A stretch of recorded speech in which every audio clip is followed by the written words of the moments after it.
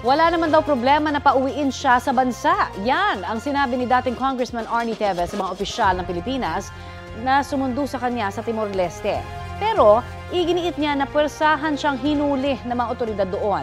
Balitang hatid ni Bea Pinlac. Bago bumiyahe pabalik ng Pilipinas mula Timor-Leste, tinanggal ang posas at kadena sa paa ng pinatalsik na Negros Oriental representative na si Arnie Teves.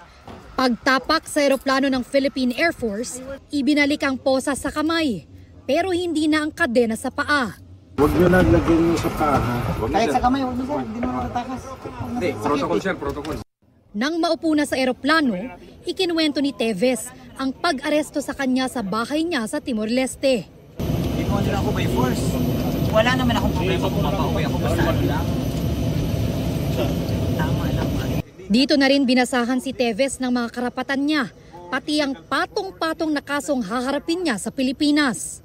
You are under arrest by virtue of the warrant of arrest issued by Manila Court on September 2023 for 10 counts of murder.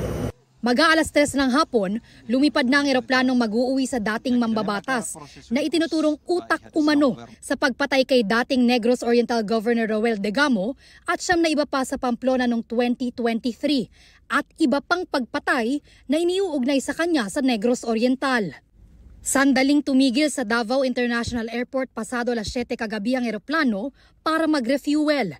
At 11:19 kagabi, lumapag ang eroplano sa Villamor Air Base sa Pasay kung saan naghihintay na ang kanyang abogadong si Ferdinand Topacio. Hindi na bumaba ng sasakyan pero naroon din daw ang ina ni Teves ayon kay Topacio. Kami naman pong nasa defense team niya ay handa naman po kami na siya ay depensahan. Sapagkat bagamat 2 taon na siya ay nasa Dili sa Timor-Leste, hindi naman po kami nagpapahinga rito. Nanindigan si Topacio na dapat sa Villamor Air Base pa lang, makausap na niya agad si Teves bilang legal counsel. Dapat dito papasukin nila ako at kausapin ko ang kliyente ko. So I can advise him of his rights and I can see how he is, if he's injured or if he was in any way mistreated, maltreated or whatever, or if any of his rights were violated. Pero nang subukan ng legal team ni Teves na pumasok sa gate ng paliparan, hinarang sila ng mga bantay roon. Kanina nagpahayag si Director Santiago na kapag yung mga abogado ay dumating dito, papayagan naman. Nagtataka lang ako, ba't hindi nakapag-coordinate sa base security? Bigo si Topacio na makausap si Teves sa Villamor Air Base dahil agad idiniretso ng mga otoridad si Teves sa NBI sa Pasay. Bea Pinlac, nagbabalita para sa GMA Integrated News.